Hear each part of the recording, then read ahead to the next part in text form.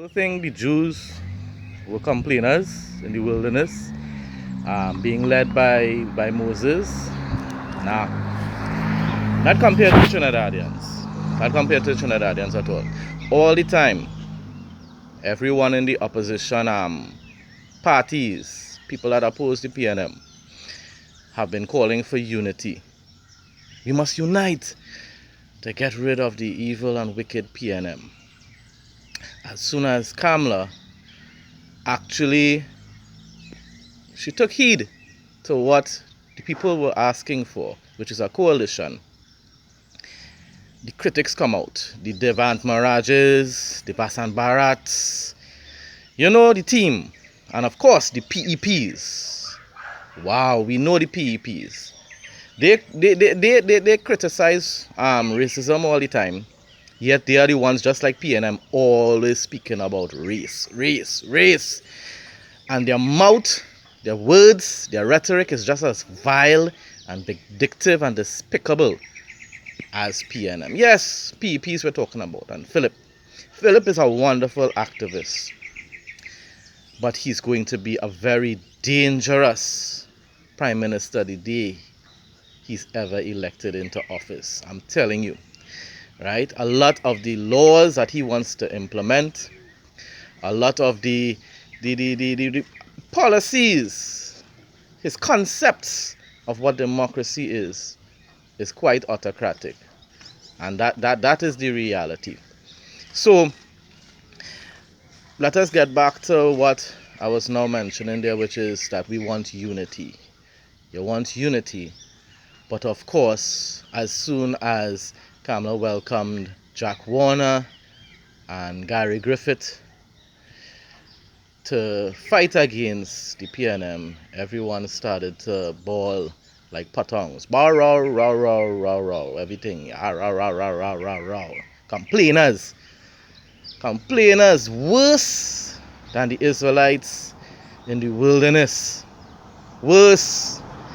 So let me ask you all something. Whom exactly UNC should unite with? Basan Barats? Devan Marajas? Whom exactly UNC supposed to unite with? Because there aren't much any other parties in Trinidad that have any sort of significant following. Right? Philip back in 2020 supported having a coalition with the UNC. As a matter of fact, he even offered his services to Kamala. She, of course, didn't take him on because she knew that he's a very fickle-minded bacchanalist, a confusionist. That's what he is, right? A brilliant man, brilliant man, but he loves confusion and he's very, very, very fickle-minded. 1 minute UNC good, 1 minute Kamala good, 1 minute Kamala's the only option for Trinidad and Tobago at this point in time, and next minute she's a demon.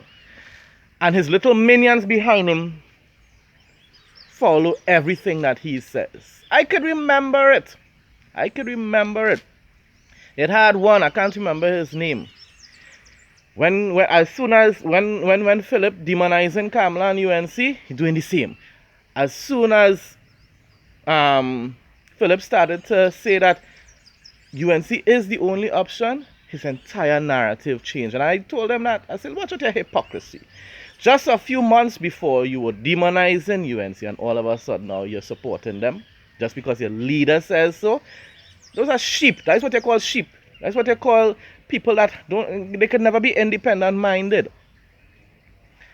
UNC supporters hate me. PNM, of course, hate me. PNM supporters, of course, they despise me. But UNC supporters and all don't like my head either, because when I stand up for my Christian faith, everybody goes, whoo, down south. Oh, I'm a nasty-minded person and whatsoever and stuff like that. But that's when you're actually independent-minded. That you can actually support a party, but yet criticize them when they're doing wrong.